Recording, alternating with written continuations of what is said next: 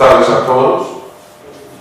Primero quiero agradecer a la Junta de la SAI la invitación para ser partícipe de este ciclo de conferencias sobre ferrocarriles, al grupo de la Comisión de Ferrocarriles con que hemos venido trabajando, que seguimos insistiendo que es increíble que nosotros en un país de 45 millones de personas no podamos tener 150 kilómetros de línea férrea que no sea de una mina de carbón. Y les quiero explicar que este era un trabajo pendiente que teníamos para la comisión, especialmente yo, en el mundo nosotros paramos y el mundo siguió trabajando en ferrocarriles. Y hay una cantidad de información de todo tipo, técnica, económica, operacional, disponible, real, impresionante.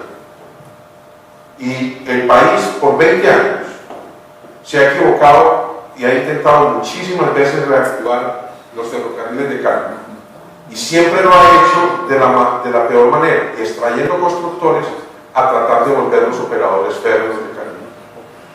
Entonces, la presentación, que obviamente quedan varias copias aquí en la sala, trata inicialmente de una visión global de los 10 principales mercados férreos del mundo, y después en secuencia hay información muy importante sobre operaciones de carga en Canadá, México, China, que se está volviendo un monstruo y va a ser todavía más monstruo.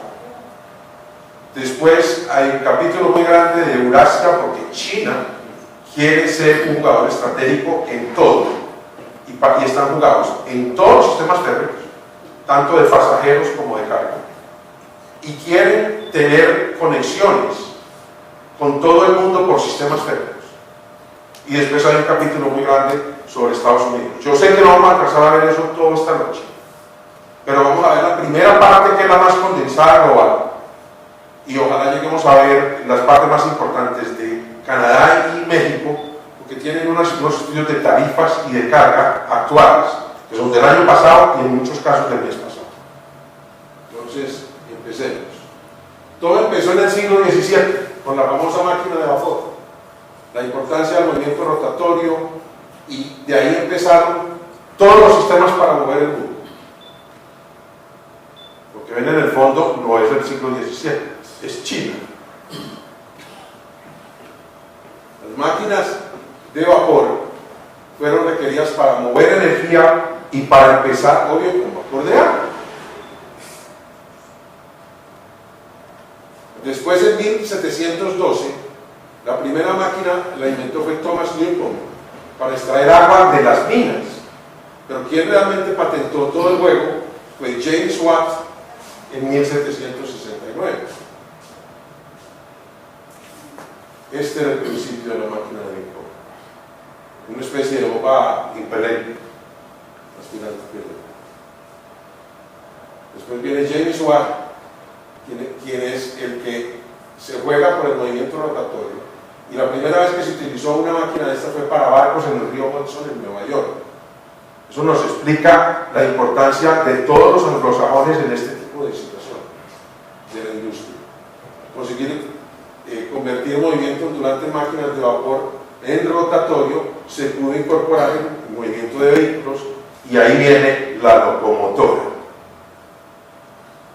Factores decisivos en el nacimiento de los ferrocarriles: la necesidad de contar con un medio de transporte de gran capacidad, barato, rápido, para trasladar grandes volúmenes de mercancías, grandes volúmenes agrarios, de producción agraria, y obviamente siempre relacionados con minas de carbón, hierro y situaciones similares. La existencia de excedentes de capital procedentes de beneficios generados en la agricultura, el comercio exterior y las primeras industrias fueron reinvertidas en este tipo de situaciones, en este tipo de industrias, y las posibilidades derivadas de progresos técnicos hicieron lo de la máquina de vapor. Pero los experimentos llevaron a que quien realmente trabajara en la primera locomotora fueran George y Robert Stephenson. Mejoraron técnicamente el invento de Watt, y fue quien en 1814 construyó la primera locomotora. Después de varios ensayos, el Parlamento británico autorizó en 1821 la primera construcción de un sistema férreo entre Stockton y Darlington de solo 13 kilómetros y empezó a funcionar en 1825. El primer ferrocarril circuló a una velocidad de 20 kilómetros por hora. Hoy en día, en carga, uno de los estándares mundiales que ya llegó hasta México, se tiene ferrocarriles de 100, 120 kilómetros por hora sin problema.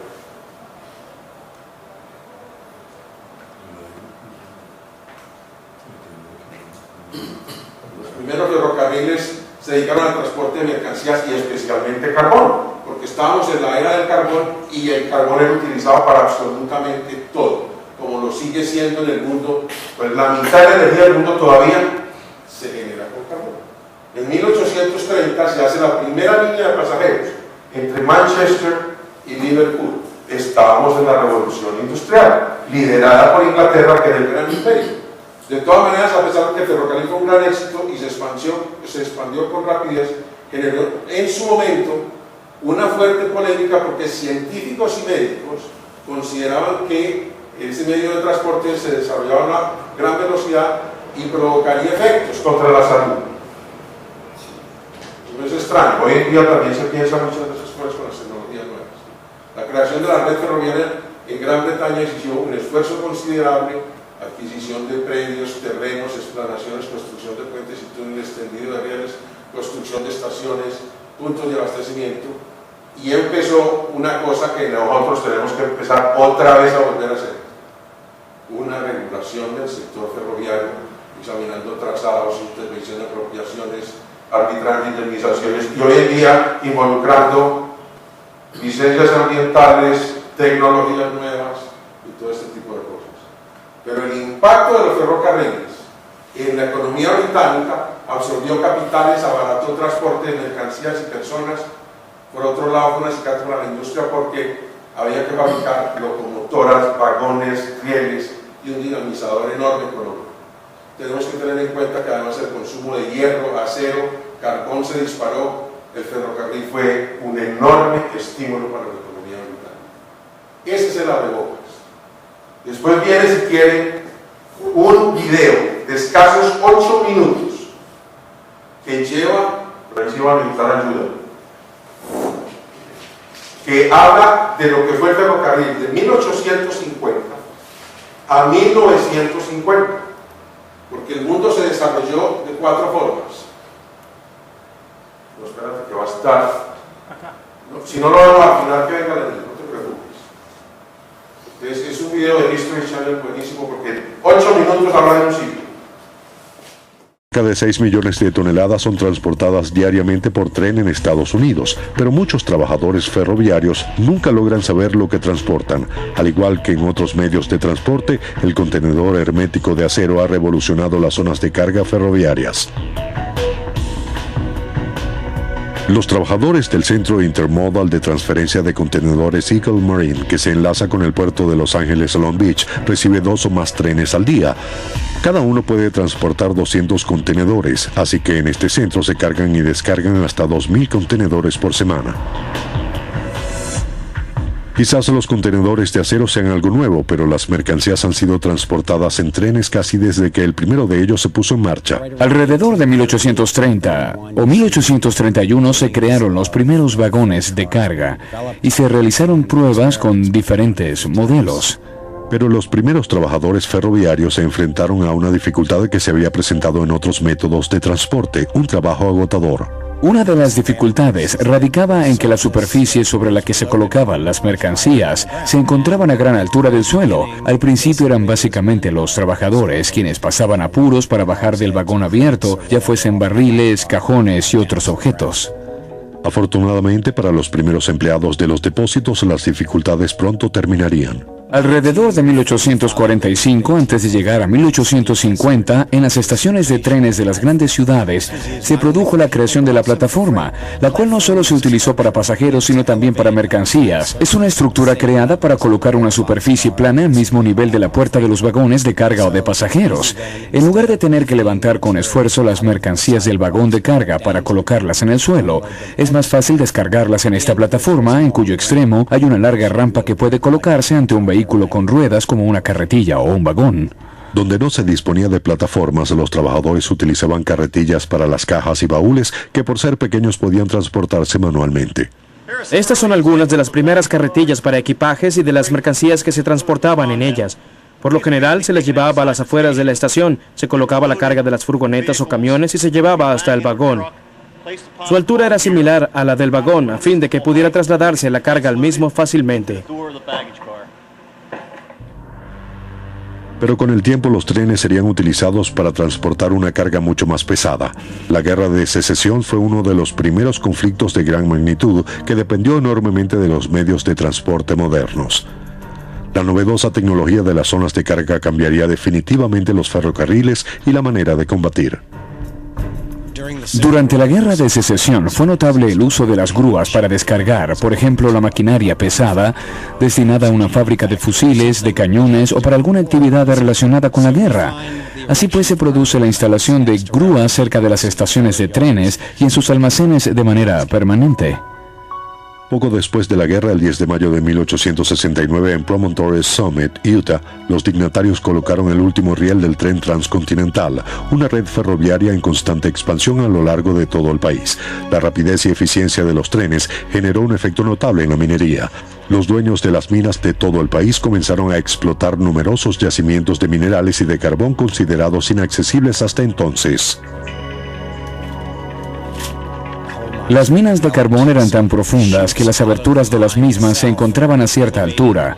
Se trataba de un tren pequeño en el que se sacaba de la mina el combustible en pequeñas carboneras. Luego la mercancía se vaciaba en los vagones de carga de las tolvas desde arriba. Los industriales idearon métodos para descargar los vagones con mercancías secas con mayor rapidez. En esta filmación de fines del siglo XIX aparecen obreros introduciendo un vagón con carbón en un enorme tambor giratorio, el cual da vueltas al vagón para vaciarlo. Pero finalmente los diseñadores de vagones prefirieron las fuerzas de la física en lugar de la compleja maquinaria. Este es un vagón de acero convencional con una tolva abierta. Principalmente transportaba carbón, pero también transportaba mineral de hierro. También podía adaptarse para transportar astillas de madera y arena. Este vagón se abría colocando una barra de Jackson en estos agujeros.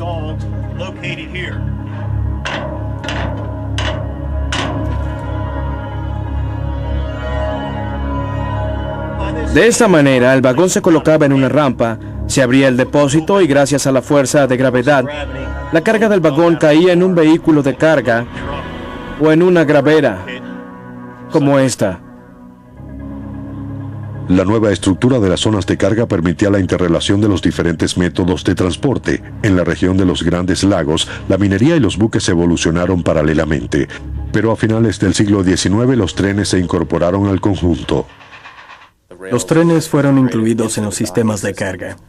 Los vagones transportaban toneladas y toneladas de mineral que eran almacenadas en tolvas que formaban parte de las zonas de carga. Los buques llegaban, se colocaban muy cerca de las zonas de carga y se bajaban rampas especiales adaptadas a las dimensiones de las escotillas de los barcos. De esta manera la carga de cientos de toneladas de mineral que años atrás demoraba algunas semanas se realizaba en unas pocas horas. Pero no siempre se trataba de mercancías secas. En los trenes se transporta toda clase de líquidos. Con la llegada del siglo XX aparece el vagón cisterna, que era un cilindro colocado sobre un vagón abierto. Básicamente, este vagón se llenaba gracias a la gravedad. Sin embargo, alguien tenía que subirse al techo para colocar la boquilla. Si se observa un vagón cisterna moderno, se apreciará una serie de escaleras y plataformas para que el personal pueda subirse y abrir y cerrar los sifones, colocar las boquillas y asegurarse de que los líquidos penetraran sin gotear. Durante los 50 años siguientes, las zonas de carga ferroviarias movilizaron la maquinaria de guerra estadounidense, abastecieron las industrias prósperas y distribuyeron los frutos de la creciente economía en tiempos de paz. Pero en los años 60, gracias a su mayor versatilidad, los camiones se convirtieron en los principales vehículos para el transporte por tierra. Los trenes fueron relegados. Pero luego en los años 70 y 80 comenzó a desarrollarse un sistema conocido como intermodal, en el que se emplean tanto buques como trenes y camiones.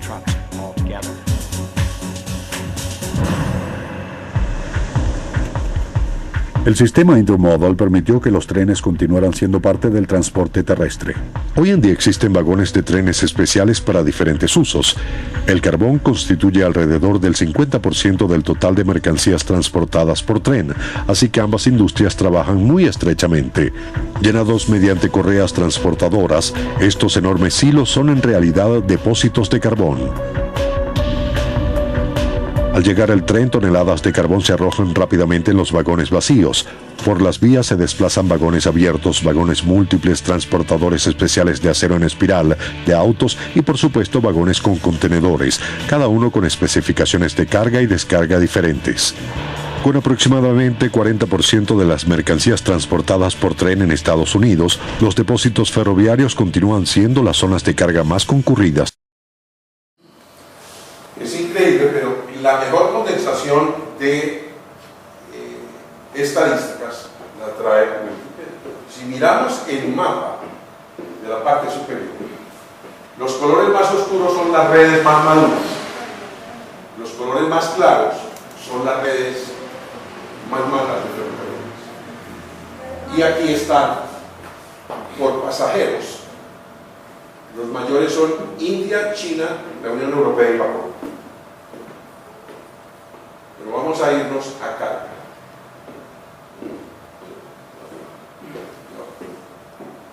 Aquí me morí otra vez.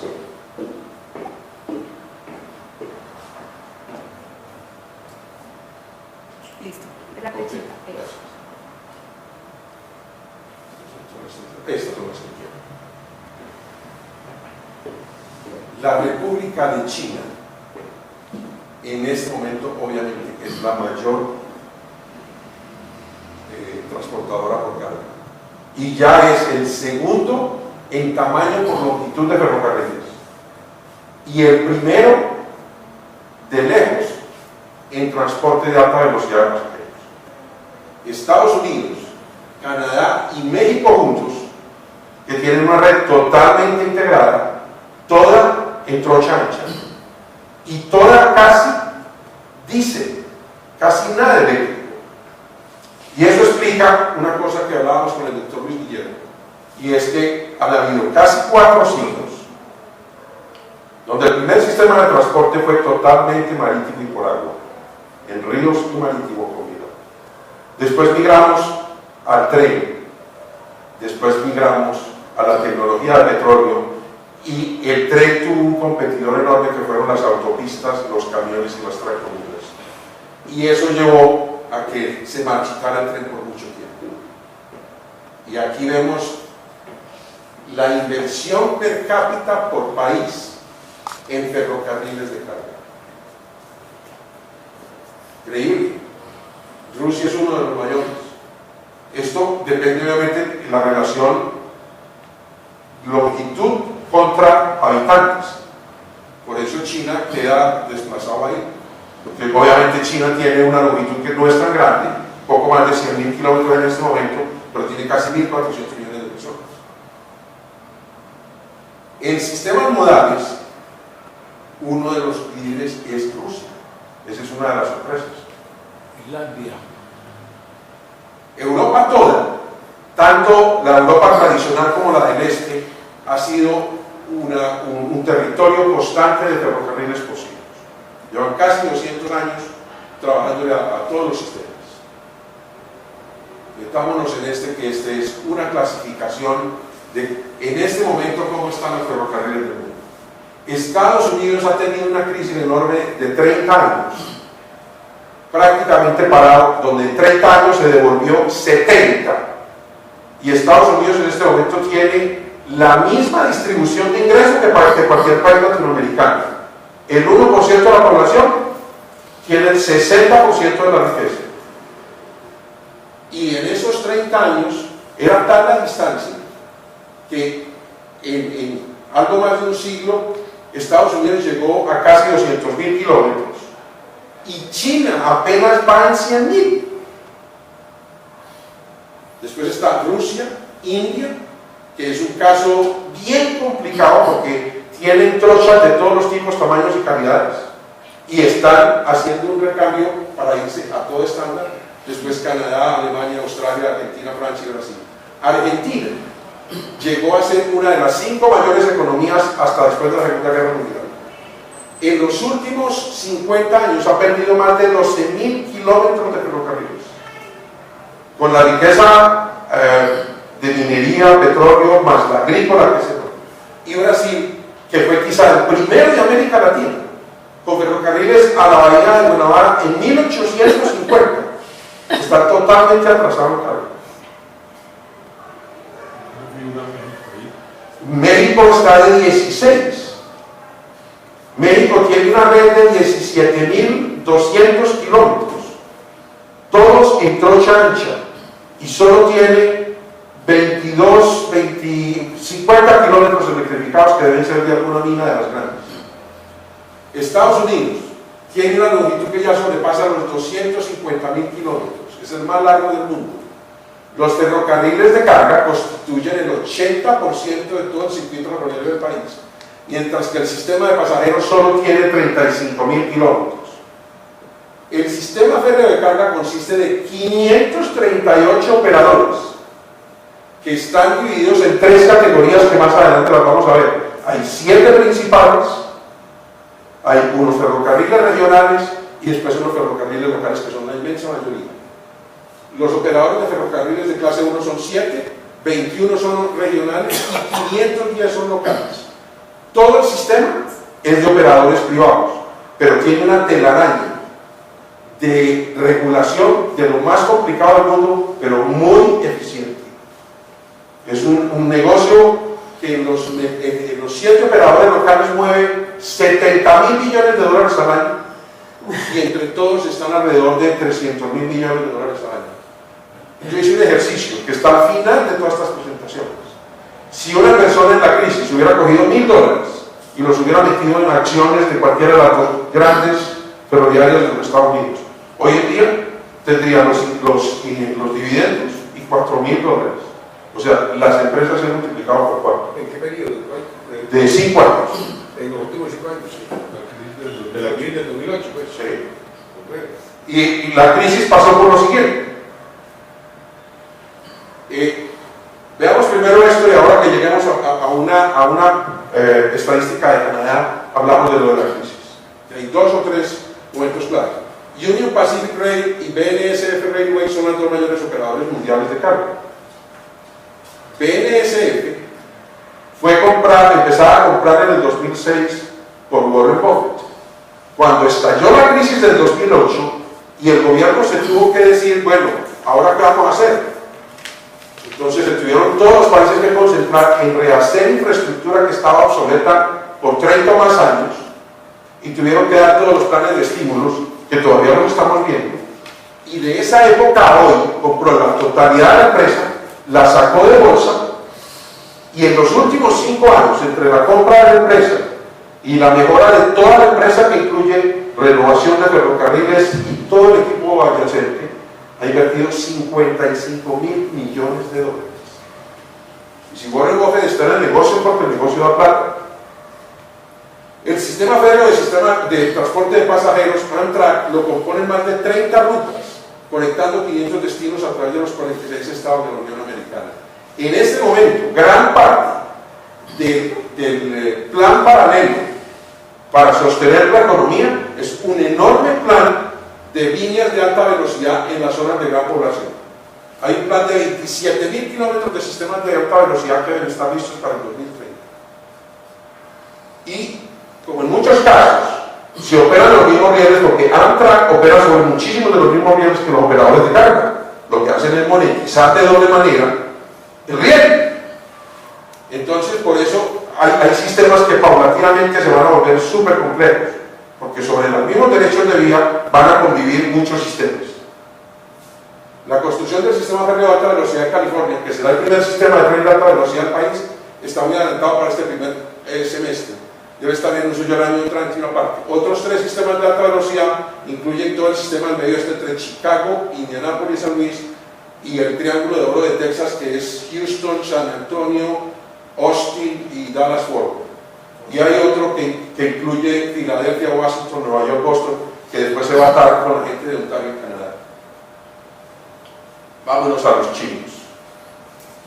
Y los chinos en todo han jugado de una época para acá a lo que ellos saben jugar, a ser imperio. Una de las sorpresas que me llevé fue tener acceso a una presentación que hizo el Centro de Tecnología Ferroviaria Chino en el 2007. Y está mucho más adelante en esta presentación, y a lo mejor lo vamos a ver en otra charla.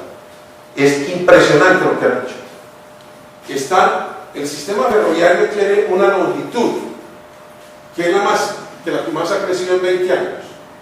Tienen 2 empresas estatales, pero especialmente China Railway Company, capaz de transportar 2.100 millones de pasajeros año, combinando todos los modos.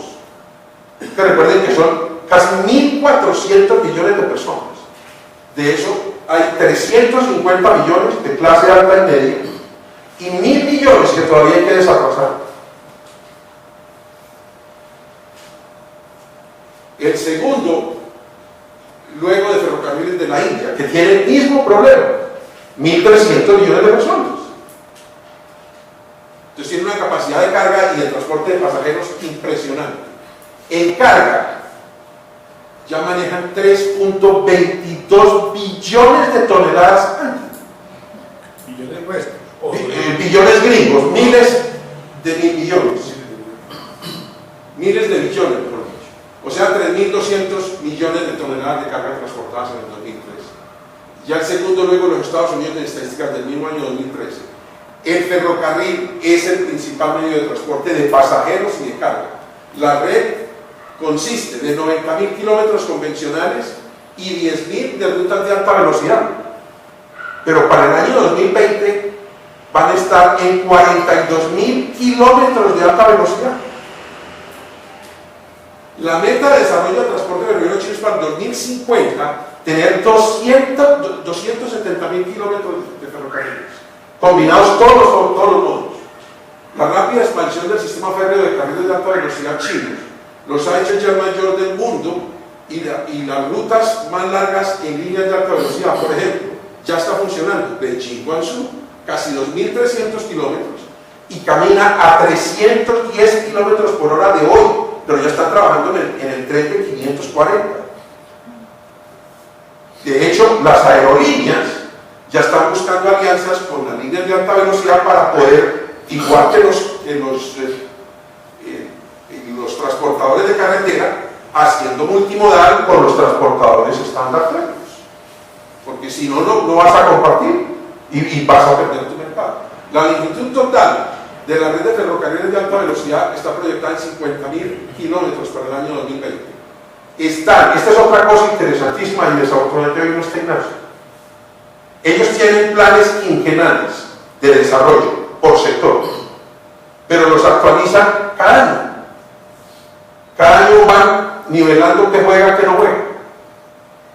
Están implementando el 11º plan quinquenal de ferrocarriles, que sumando inversiones normales, más el plan anticíclico que ellos también sacaron en el 2008, cuando se cayó toda la economía del mundo, están invirtiendo a $100 billones año en todos los modos férreos. Eso es solo ferrocarriles, pasajeros y carga. Y esta es otra noticia brava. China está preparando ingenieros en todas las disciplinas a una velocidad superior de todo Occidente. La tabla comparativa habla de un ingeniero graduado en los Estados Unidos, mientras salen 300 en China. Eso nos da una magnitud de a lo que está jugando China. Y lo están aplicando en la disciplina que se busca.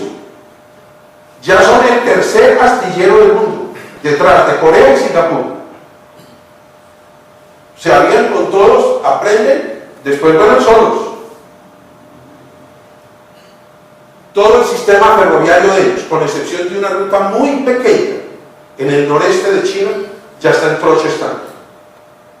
Y en los de alta velocidad están como los franceses, ya trabajando en desarrollos de levitación magnética. Vámonos a Rusia. Otra cosa interesante en todo esto es el mundo sigue partido. No es ni todo privado ni todo nacionalizado. Hay una mezcla. Rusia sí trabaja con el monopolio. Tiene 85.000 kilómetros, mueve 1.08 millones de pasajeros el año pasado, pero 1.2 millones de toneladas de carga. Es el tercer operador detrás de todo el circuito de Norteamérica y China. Incorpora 12 líneas troncales con conexiones directas a toda Europa: Finlandia, Francia, Polonia, China, Mongolia, Corea del Norte. El ferrocarril transiberiano que opera entre Moscú y Vladivostok, con una longitud total de casi 10.000 kilómetros, es de mayor longitud de la línea más ocupada del mundo. Hay otra cosa que está mucho más adelante de lo de Eurasia. Hoy en día, China ya puede despachar carga desde Changchun y Shanghái hasta Hamburgo o Rotterdam. Tiene 50 rutas al año. Cada ruta de esas en promedio tiene 11.200 kilómetros. O sea, cogieron la ruta de la Sedad antigua, de hace casi 2 siglos, y la volvieron ferrocarriles. Lo importante, y que deja una lección para Occidente, es, se pasa por yo no sé cuántos países, y hay que, la parte más sencilla es la normalización técnica, porque las normas están hechas, es decir, claramente hacer ferrocarriles congruentes unos con otros. Lo más complicado es nivelar regulaciones, nivelar aduanas. Pues lo han hecho. Están despachando computadores Hewlett Packard de China por tren en contenedores. RZD, en empresas de ferrocarriles chinos, ya tiene también alta velocidad entre San Petersburgo y Moscú, pero ha tenido problemas porque hizo una cosa similar a lo de España. En las rutas de baja velocidad metió alta velocidad, y eso se vuelve incompleto. Rusia sí tiene una mezcla de tipos de trochas, y de trochas que no son las de oeste, de occidente. Esto de alguna forma se va a tener que normalizar, pero hay una cosa muy importante: la mitad prácticamente de los ferrocarriles rusos están electrificados, que es lo mismo que está pasando con China. China hace energía de muchísimas formas, pero China está jugada por transporte férreo en todas las formas, y el transporte férreo moderno va a ser todo eléctrico, en velocidad normal o en alta velocidad. India, esta es una mezcolanza. India tiene casi los mismos habitantes que China, entonces tiene las mismas ventajas. Son los únicos países del mundo que se pueden encerrar en sí mismos porque tienen masa crítica adentro y tienen cómo generar unas industrias a unas escalas. Nosotros lo estamos viendo aquí en el sector eléctrico. Cuando la tonelada de estructura en el país para una torre de transmisión costaba hace 4 años $2.000 la tonelada, el precio actual de la tonelada está entre $1.100 y $1.200 por culpa de los hindúes y los chinos. Cuando nosotros tenemos aquí una fábrica que para nosotros es enorme, con capacidad de 5.000 toneladas al año, una fábrica estándar en India o en China tiene 70.000 toneladas al año por isla. Hay fábricas en China con 250.000 toneladas de capacidad instalada. Eso nos da una magnitud de cómo ellos miran las cosas. Entonces la estructura de costos es totalmente distinta a la nuestra. Y los ferrocarriles hindúes obviamente fueron una especie de herencia de los ingleses. Tiene 65.000 kilómetros hoy en día, es el mayor transportador de pasajeros del mundo, 8 billones al año, de todos los tipos, tamaños, en todas las edades, porque eso ya es eso, un sancocho de todas las edades de transporte. Son racimos de indios. No, es impresionante. Y 1.1 billones de toneladas de carga. Ellos están atrasados en la parte industrial todavía con China, pero van en el camino, porque lo que estamos viendo ahora es que el país que está más barato en fabricación industrial es India, con una ventaja: Los hindúes son unos tremendos matemáticos, por naturaleza, inteligentísimos. El sistema norteamericano está lleno de médicos hindúes, ingenieros hindúes. El nuevo presidente de Microsoft tiene doble nacionalidad, hindú y norteamericano. La red de ferrocarriles de India está dividida en 17 zonas. Operan 19.000 trenes por día, incluyendo 12.000 trenes de pasajeros y 7.000 de carga. El Operador Nacional de Ferrocarriles planea adicionar 4.000 nuevas líneas para el 2017, al igual que una significativa conversión de trocha, porque ellos están encapsulados, no pueden conversar con el vecindario. Al igual, instalando doble trochas y electrificando líneas que se están volviendo antiguas. Planea adicionar 3.338 kilómetros de corredores exclusivos de carga, implementar corredores dedicados a ciertos distritos donde tienen operadores de carga grande. 6 corredores de alta velocidad, porque mientras en Occidente los trenes de alta velocidad todos son deficitarios, la única forma de usted volver rentable un tren de alta tecnología nueva, que obviamente por ser nueva tecnología es costosa, es tener centros con alta densidad de población. Los únicos países del mundo que pueden dar el lujo en este momento son China e India. Están llenos de ciudades tremendamente densificadas y que necesitan transporte. Estos van a ser en el futuro los dueños del transporte a alta velocidad. Implementado a lo largo del país como proyecto piloto avanzado una línea de alta velocidad entre Mumbai y Ahmedabad, 543 kilómetros, pero miren la inversión, casi 10 billones de dólares. Eso le da a usted el costo kilómetro de una línea de esta tecnología. Por eso en Brasil no se ha podido hacer. India posee una de las redes más extrañas del mundo de ancho de trocha. Situación aproximada es como si 54.000 algo de kilómetros, 1.76, 18.000 electrificados, 7.180 de trocha métrica, 2.500 de 0.72 y 0.61. Entonces, India tiene un potencial en desarrollo de ferrocarriles porque está casi de volverlo a hacer. Canadá es uno de los mercados más antiguos, más estables, mejor desarrollados. Vivió el mismo problema que Norteamérica. Después de la Segunda Guerra Mundial, hubo un empuje enorme de petroleros y de fabricantes automotrices de tractomulas y grandes camiones. Y eso marchitó todos los sistemas industriales hasta comienzos de los 70. En el año 73, cuando ya venía la pelea entre los israelitas y los árabes deciden que el petróleo, gran parte es de ellos, y lo van a volver un arma política. Y en agosto del año 73 suben el petróleo de $3 el barril a 12 y arrodillan al mundo. Y obviamente eso le cuadruplica el gasto a todos los ferrocarriles diésel. Entonces se marchitan por unos años hasta que pasan dos cosas.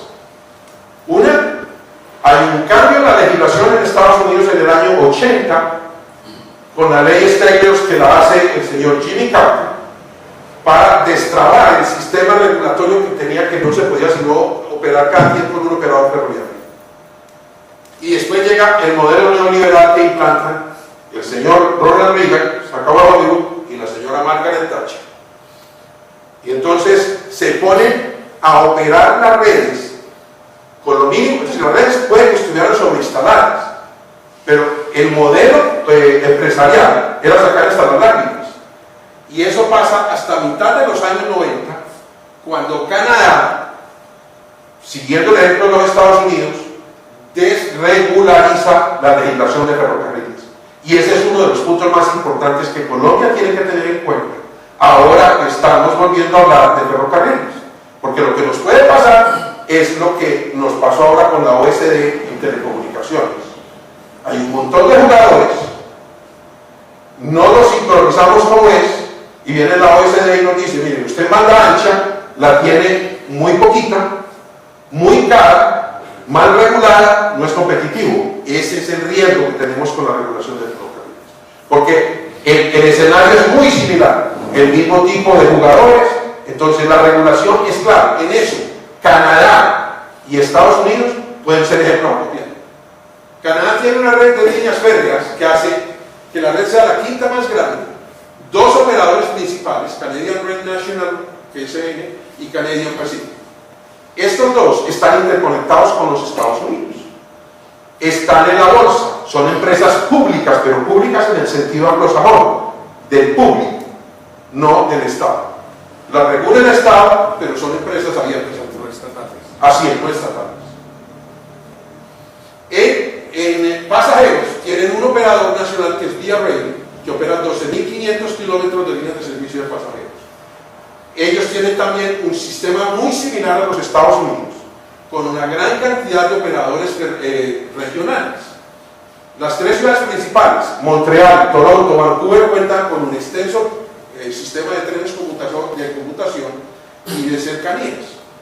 Igual tienen trenes turísticos porque ellos también tienen en la zona hacia Vancouver y hacia la otra de Montreal y Toronto en ciertas épocas del año un gran flujo de pasajeros de turismo. Canadá, sin embargo, no tiene una sola línea de alta velocidad en su ferrocarril. Muchas líneas de alta velocidad como Toronto-Montreal, Calgary, Edmonton, Montreal a Boston han sido propuestas, pero ninguna ha progresado en los estudios preliminares. Las razones son más que obvias. No tiene todavía la masa crítica y el costo de la tecnología de alta velocidad todavía es prohibitivo. Tú tienes que tener masas críticas de estilo China o India. O Apolo, que es el pionero en alta velocidad desde los 60. Canadá tiene su ferrocarril todo en troche estándar.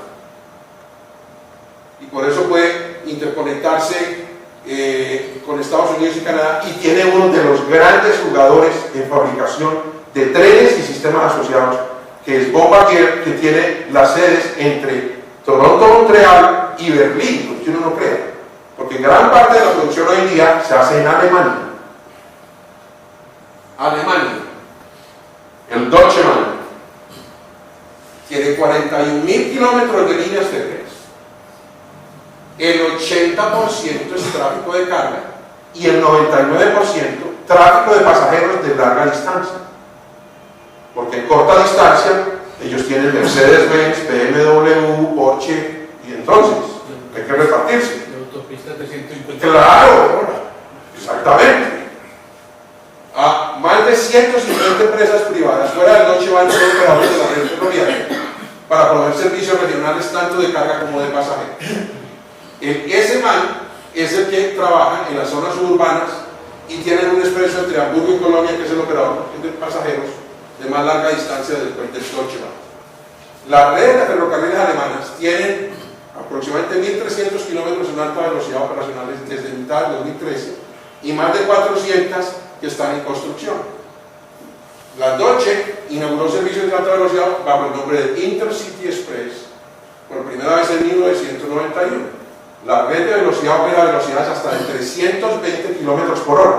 En esto, Francia ya va en 500.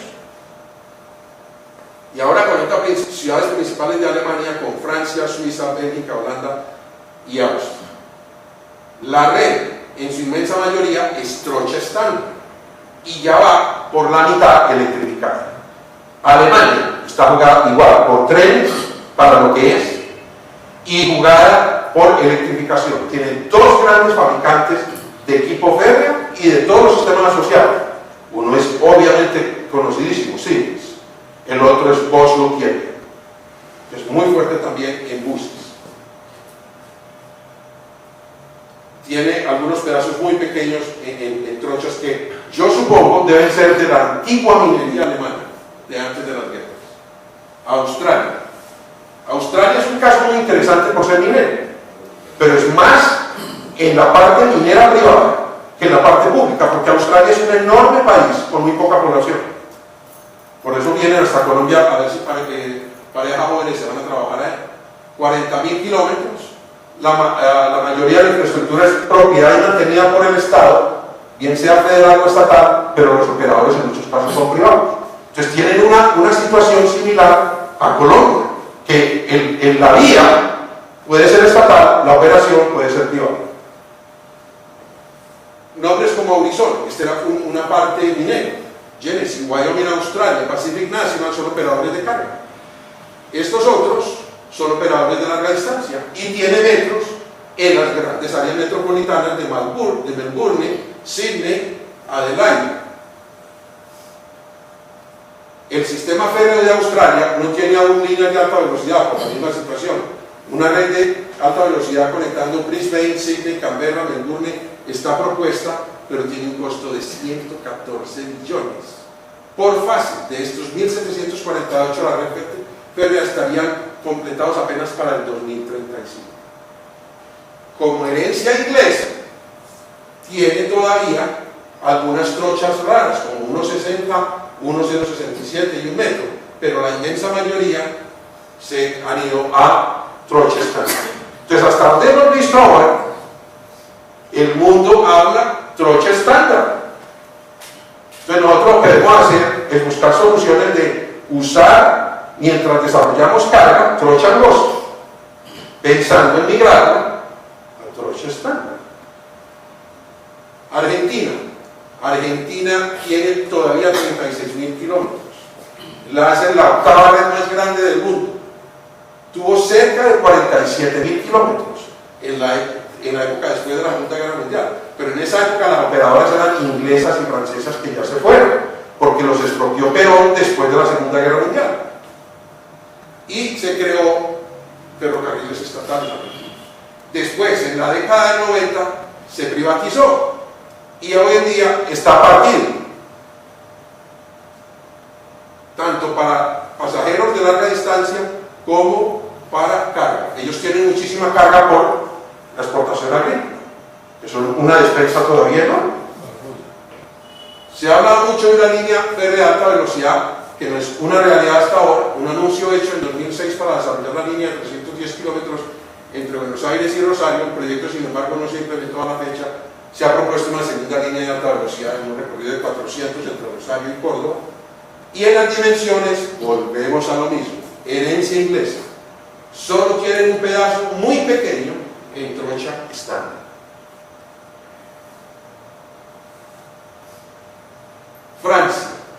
Francia tiene la 9ª red de ferrocarriles, gran parte para pasajeros, gran parte trocha estándar. Fueron, después de Japón, el otro pionero de alta velocidad. Tiene con la NSF desde 1981 la TGV. Hoy en día hay mucho ruido por la venta de Alstom. Y el último, Brasil. Brasil fue el pionero en América Latina. En 1854 el primer ferrocarril entre zonas mineras aledañas a Minas Gerais o a Belo Horizonte y esa zona, hasta la bahía de Guanabara. Lo abandonaron por épocas larguísimas. Hoy en día apenas tiene 28.000 kilómetros, gran parte dedicadas a operadores mineros, porque ellos son fuertísimos, no en carbón, pero en mineral de hierro y otros minerales, de Vale del Río 2 especialmente. Hoy en día, 8 ciudades tienen transporte metro de pasajeros, y entre el Mundial y los Juegos Olímpicos, 10 van a estar full o repotenciadas, y hay otras 10 que están haciendo transporte vía tranvías u otros medios.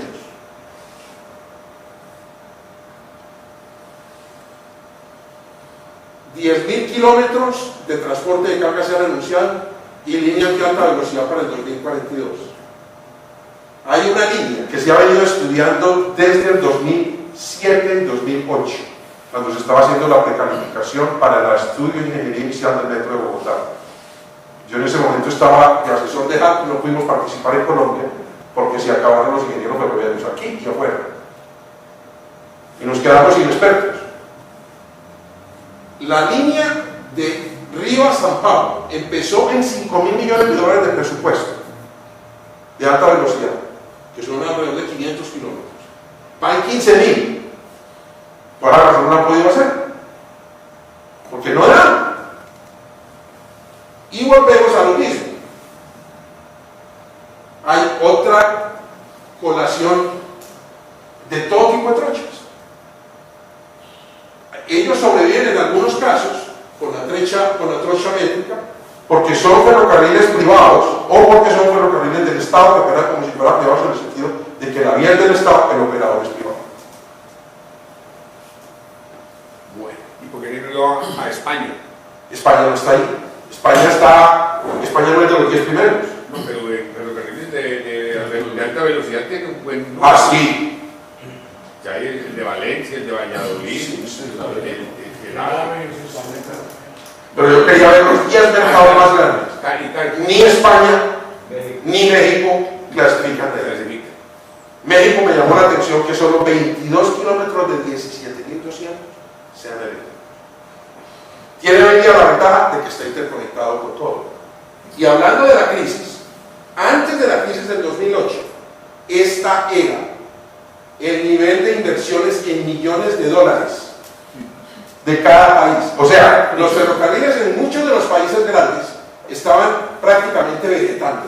El único país que estaba jugado a ferrocarriles desde antes de la crisis era China.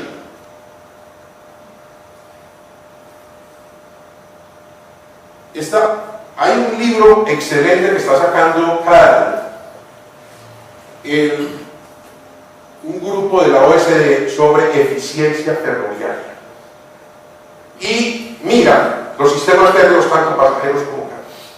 Esta es una curva típica de comparación de ingresos, revenue son ingresos, de trenes de pasajeros y trenes de carga. La tendencia es un tren de carga va a ser rentable, porque en muchísimos de los casos va a ser un tren que va directo de un punto a otro, con muy pocas paradas, y va full. Está vendido 100%. Un tren de pasajeros no. Un tren de pasajeros tiene valles y picos, va a sitios no tan buenos, pero lo hay que hacer. Entonces, siempre va a tener que tener el subsidio público. Por eso la coloqué ahí. En pasajeros, en transporte de alta velocidad, la carga no aplica, pues ahí. Ah, no, pero tienes que tener la tasa crítica, porque vas a estar vendido del 80% para arriba, porque el tren de alta velocidad, pasajeros, va a estar jugando para llevar grandes volúmenes de personas a alta velocidad a centros de negocio o similares. Por eso las aerolíneas lo están viendo ya como una amenaza, y ya Lufthansa y China Airlines y todos ellos están diciendo, venga, usted no va a robar parte del mercado, venga menos. Pero como hay cargas no son competitivos. No, estamos de acuerdo. Bueno, aquí hay otras dos, esto es del 2010, esta es el tráfico de carga en el mundo. El total es la última, 9.200, casi 9.300 millones de toneladas. Asia y Oceanía, obviamente está segundo, es que tiene una masa crítica sumada de India y China, pero después sigue todavía Estados Unidos y Canadá, Rusia, que es también un país medio continente, y obviamente después está la parte europea que no sea países exclusos. Porque Europa tiene problemas de industria, de economía. Europa está en serios problemas. Y esto es carga. Y esto es carga. Claro, es pequeña en población, pequeña en industria. Miren lo que está pasando en España. Pero en cambio en pasajeros, Europa sí es... Sí, Europa en pasajeros es un buen tamaño. Pero en la medida que siga Japón, que es grandísimo en pasajeros, y que entre China, India, se vuelve insignificante. Es que cuando usted tiene 1.350 millones por país para mover, que mueve el 10% al día. Ahí está el tráfico de pasajeros en el mundo para el 2010. Total, África todavía es muy pequeño. Mire, Asia y Oceanía es como el 80% del total. Estados Unidos y Canadá en pasajeros es casi nada. ¿Por qué? No, es que ellos siguen siendo General Motors, Ford, Toyota, BM tiene 5 hizo fábrica allá en Estados Unidos. Entonces, esto... Y buenas autopistas. Sí, pero mejor las alemanas, porque en Estados Unidos también hay problemas de obsolescencia de la red de autopistas. Estados Unidos dejó de invertir por más de 30 años y la crisis, un día me preguntaba el doctor Guillermo, ¿qué hicieron los ingenieros norteamericanos? No, es que con el modelo económico los ingenieros civiles se volvieron banqueros y después quebraron los bancos. Esa fue la película, es la película. Y mire Estados Unidos, Canadá, Rusia siendo un país grande, y mire Europa. Europa apenas mueve 415 millones de pasajeros.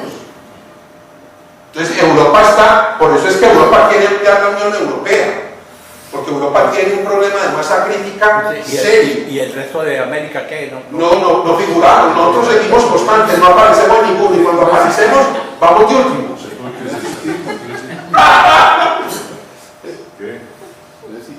Aquí hay otra tabla interesantísima para mirar eso, es la utilización de la red. Y se mira tanto pasajeros como carga. Ustedes miran, abajo está toda Europa, si vamos de izquierda a derecha, los pasajeros van aumentando, y si vamos de abajo a arriba, la carga va aumentando. Entonces vemos a Estados Unidos, un gran transportador de carga, Australia, un gran transportador de carga, China ya se está balanceando. Ya enseguida paramos porque nos toca las otras presentarlas después. Miren esto que es otra cosa interesantísima. Tarifas de carga. Y llévese la sorpresa. Los competitivos son Estados Unidos, Canadá, Rusia, China. Después viene España como primera de Europa. India todavía tiene problemas. Y aquí está productividad por empleados. Productividad por empleados. Lo que hacen es tomar el ingreso total de la empresa y lo dividen por el número de empleados. Lo más rentable sigue siendo el anglosajón. O sea, los anglosajones no han perdido lo mismo que los japoneses, su cultura por ser buenos administradores. Porque no se habla de Suiza, un país tan pequeño me parece ahí. Lo que pasa es que Suiza en pasajeros, Suiza tiene muy poca carga, pero en pasajeros ha sido uno de los pioneros en trenes. Incluso usan buses donde los trenes tienen demasiada vertiente, si no, no es muy rentable. Entonces yo llego con el tren aquí, lo monto en bus. Cambia de modo. Cambia de modo, pero los funciona donde cree que es más productivo para él. Sí. Por países, la tabla de trenes de carga y pasajeros. En este caso, en pasajeros, Japón está fuera del mapa, porque Japón desde hace muchísimo tiempo es el mayor transportador de pasajeros del mundo. Por eso es el tren de alta velocidad de 60 y para 64. Y aquí llego a dos cosas que vamos a pasar muy rápido. Esta es una salida de la zona de Vancouver de un tren de Canadian National. Yo me pregunto, ¿qué tiene esto de diferencia de ir aquí a Berrío, por ejemplo? La misma montaña. O menos escarpada. O bajo los bolos. Onduladito. Este es un tren de carga. Este es el reporte. Esa es otra cosa interesante que en ferrocarriles contamos por todo el mundo. En todos los países y economías grandes hay asociaciones de ferrocarrileros, de empresas operadoras de ferrocarriles, y sacan reportes trimestrales.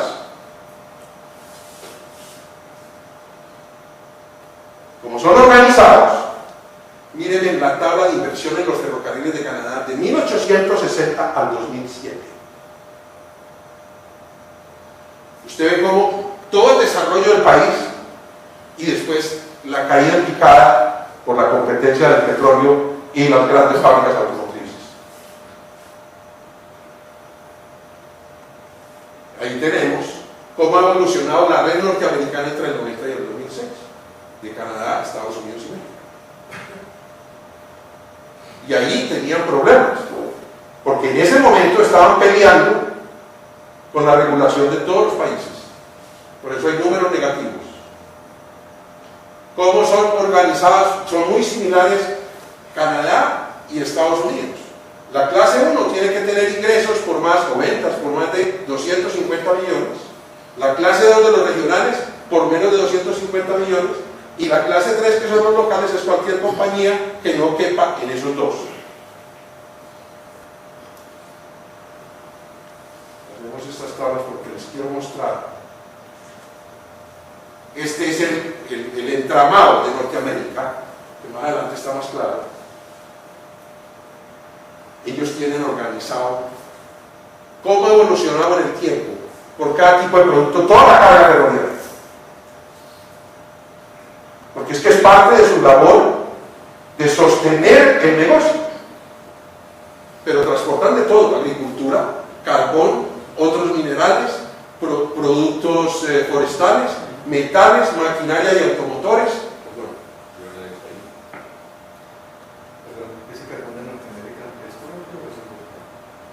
Canadá hay carbón en ciertas zonas. Canadá tiene muchísima minería. No, este sigue siendo Canadá. Sigue siendo Canadá, de lo que no estaba en la otra tabla. Esto es lo que nos demuestra cómo fue la crisis. Canadá y Estados Unidos vivieron el mismo problema. Entre 1955 y el 2006, ese fue el capital neto invertido en los negocios. Claro, si yo tengo un negocio operando prácticamente a pérdida, ¿yo qué voy a invertir? El negocio se revivió cuando desaparecieron los faraones de New York. Cuando se quebró el mundo de Wall Street en el 2008, volvió el negocio de infraestructura a reaparecer. Porque el negocio, el modelo neoliberal, lo que hace es que usted tome los activos y le saque hasta las lágrimas.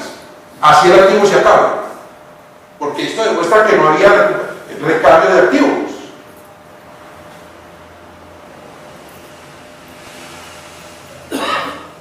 Esa es la estación de Shanghái de hace 2 años, y la puse por debajo para ir ambientando. Es una cosa, esto ya digo yo, esto ya es obsoleto, porque tiene 2 años en China y usted invirtiendo a $100 billones al año.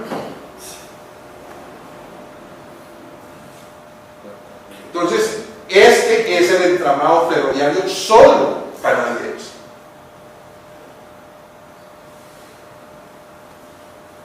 Y aquí llegamos a lo que yo les quiero mostrar.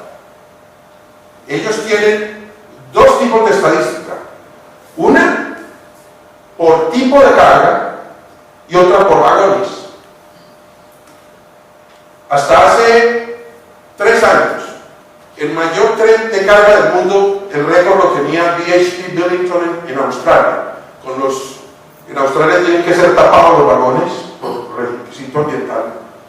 Sacaban casi 200 vagones por tren, cada vagón de 100 toneladas. Pero como ellos tienen el sistema que llaman P2P, que es pit, o sea, mina abierta al puerto, derecho. Se lo acaba de romper China. Acaban de mover uno de 204 vagones de 100 toneladas por vagón. Electrificado. Y Canadá mueve el 70% de toda su carga, tanto interna, importaciones como exportación, por tren. No importa que sea. Vagones refrigerados, lo que quiera. En solo sueldos, las 2 empresas grandes, o mejor dicho, el conjunto de todos los operadores ferroviarios, pagan $4 billones canadienses de sueldos, 2 billones en parafiscales y beneficios, casi $1 billón de combustible de diésel. O sea, es una industria sólida.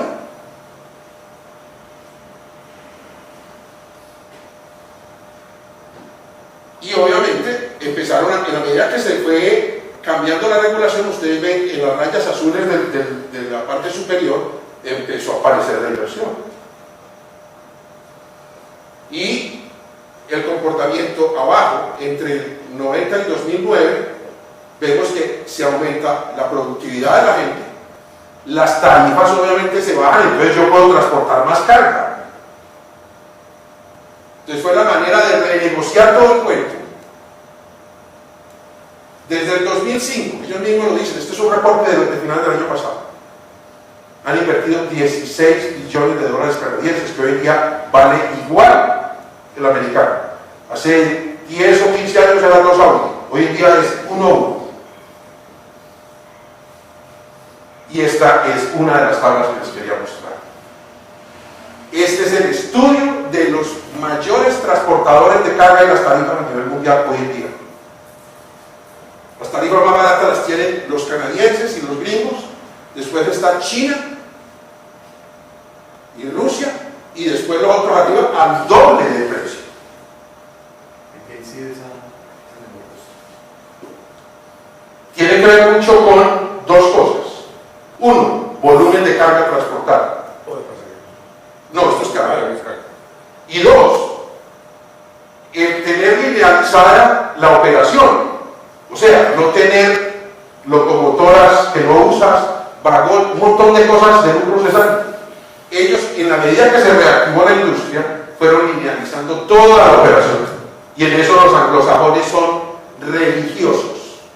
Y cuando dicen se cortó, es cirugía sin anestesia. Sin anestesia. Y los chinos se volvieron del mismo corte.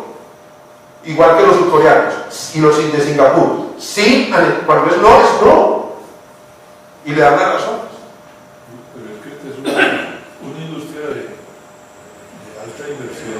Claro. De inversión fija. Sí. Entonces, en la medida que el volumen va siendo mayor, los costos bajan enormemente. Claro. Entonces ellos tienen estadísticas de lo que ustedes tienen. Accidentes, consumo de combustible. Y lo tienen al día, todos. Y otra cosa. Todo esto es internet. Hablé con mis amigos de Canal, me dijeron que Alejandro, saca la presentación de Piquerista y me mandaron las primeras cosas. Vamos para cortar a ver México y ahí paramos.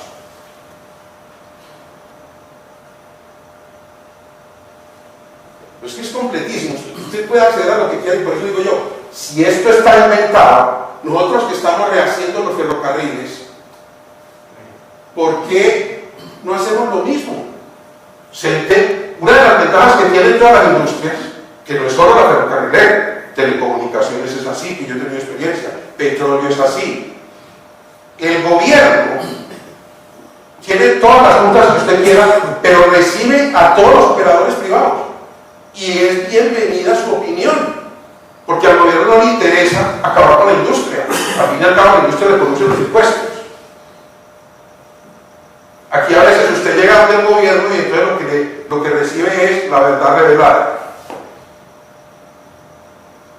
Yo le preguntaba a la embajada de Canadá hace un mes, oiga, el gobierno colombiano no fue a ver cómo operan los sistemas de autopistas en Canadá. Digo, sí, claro, Alejandro, le abrimos todo. Y digo, bueno, entonces como vinieron, hicieron una cosa que no se pueden fondear. Bancariamente no son fondeables los proyectos. Y dicen, no me pregunten.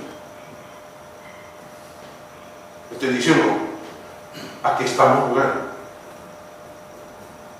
Pero lo presento aquí porque la SAI y el gremio local hizo un trabajo muy interesante que lo hablamos un día en el Comité de Ferrocarriles.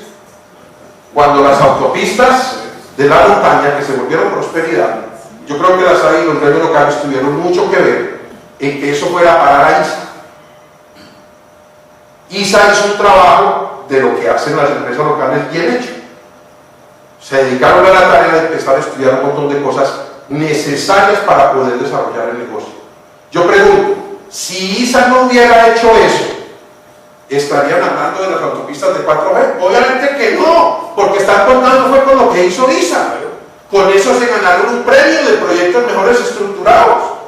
A pesar de que en esa reunión donde el presidente ya habló de autopistas de la prosperidad, dijo por ahí 6 veces que estaban mal estructurados. Delante del gerente de ISA, pues ese yo salió descompuesto. Obvio. Pero esto nos sirve porque ferrocarriles en Colombia, para términos prácticos, hay que volverlos a hacer íntegros. Y hay que hacerlos de forma lógica, que sea un negocio como es ISA para todo el mundo de Ecopetrol, y un negocio en el mediano y largo plazo, porque es para bien de todo el país. Vámonos a México y con esto acabamos lo de hoy. México tiene una enorme red hoy en día de 17.200 kilómetros, todos en trocha ancha. Ancha, no estándar, sino bueno, estándar, 1.43.5. Por eso usted puede recibir en Bakú en una cosa especial y lo puede traer a México. Porque toda la red funciona pareja, que eso es lo que hay que mirar para Colombia. La red colombiana tiene que funcionar como los computadores, como la energía eléctrica, usted un kilovatio lo manda donde quiera. Las tarifas en Norteamérica. El istmo de Tehuantepec, el sur, la línea Café. Ajá. Es una línea entre Pacífico y Atlántico. Así es. Sí. No, es que, y en la medida que se han privatizaron también en la mitad de los 90, empezaron a rehacer todo. De hecho, hay una línea de esta roja que es KSSM, que es el menor de los operadores gringos, que es Kansas City Southern México.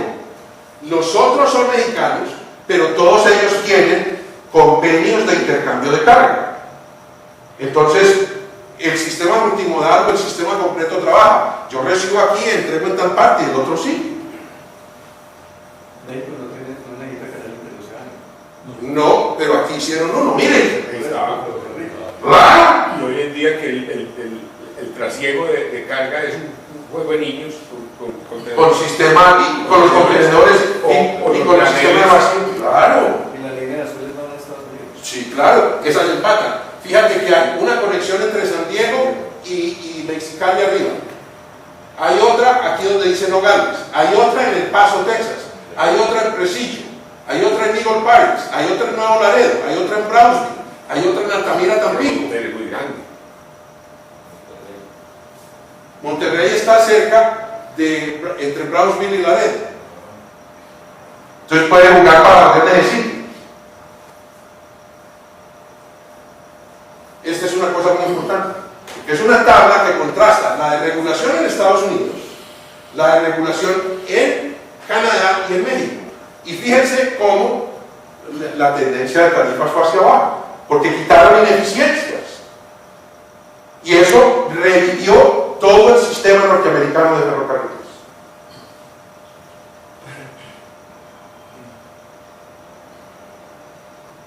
Las tarifas en los corredores relevantes de autopistas, que es como se contrasta para poder saber cómo está la competencia directa. Sí, claro. Los costos, o sea, los mexicanos han ido aprendiendo. Los costos del diésel dependiendo de dónde se lo vende Pemex y de qué tipo de refinería viene. ¿Por qué es distinto el diésel? Porque cada petróleo es distinto, los costos de refinación son distintos, en muchos casos los costos de transporte entregado son distintos. Y aquí son las últimas dos de hoy. Esta es una tabla de tarifas de carga en toda América Latina. Ahí no aparecemos obviamente nosotros. Donde Brasil, Perú, Argentina, Chile, Bolivia, México obviamente están presentes. Esto es del año pasado, del Banco Interamericano. Esto no lo inventamos en la SAI ni Alejandro lo sacó de por allá, no. Es del Banco Interamericano de Desarrollo de Estudios de Infraestructura.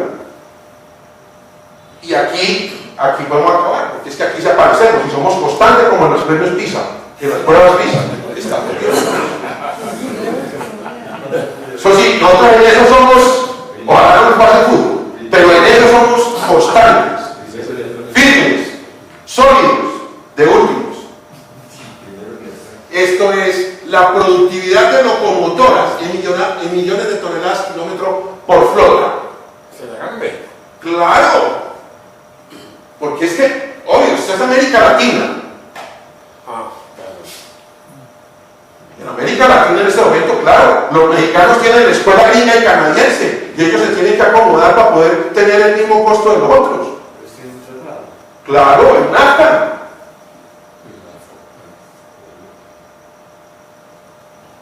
Entonces, esta es la primera de una serie, porque lo que hay en la presentación, y esto es la inversión de los concesionarios, y es de la OCDE a través del Instituto de Transporte.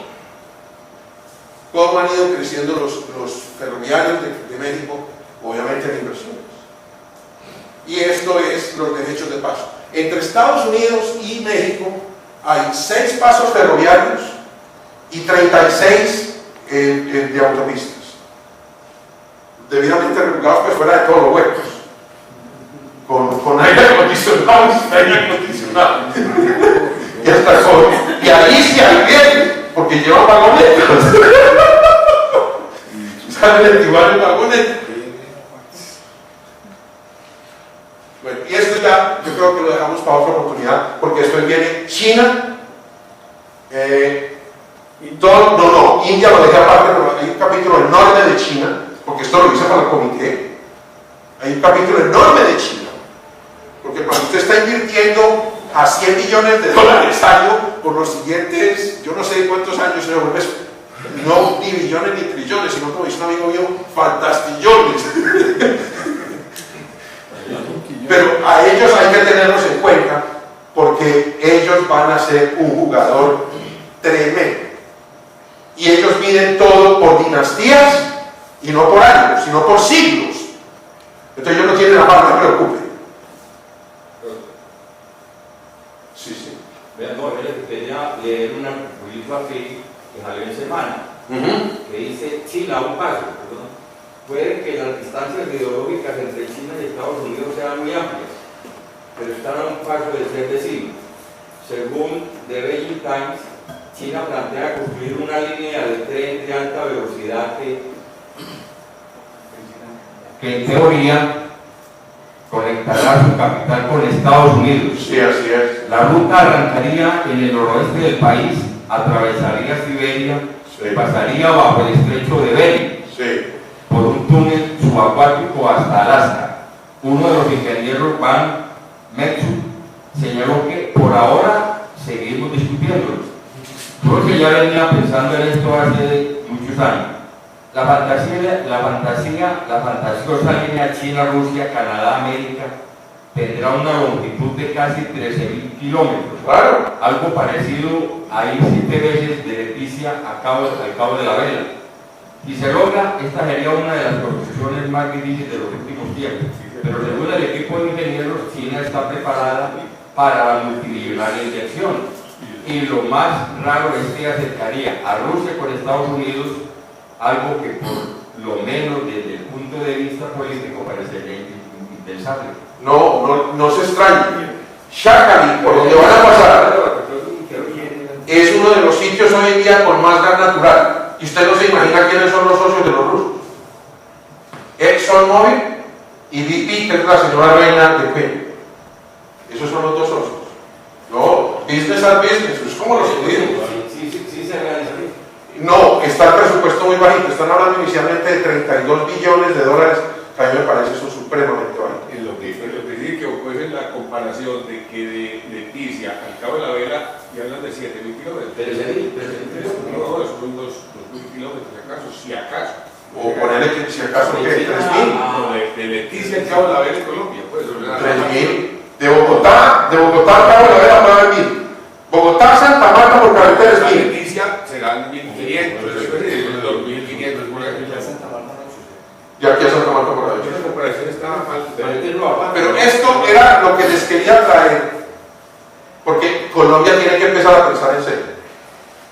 Y aquí, como estamos acá, tenemos todavía fácil para 2 conferencias más. Esto queda contrastar con eso.